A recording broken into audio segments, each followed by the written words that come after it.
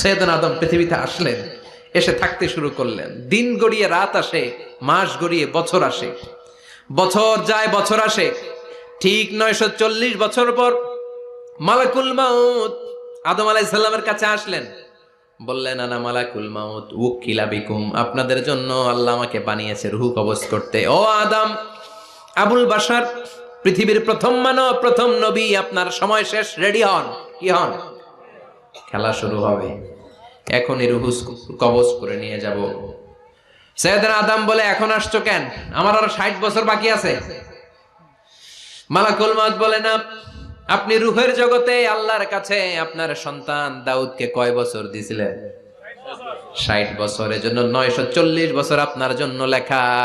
আমি এখন আপনার রূহ কবজ করতে চাই। সৈয়দনা আদম বলে, আমি মানি না, আমি কাউরে দেই নাই, 60 বছর আমি দেই নাই, আমি আরো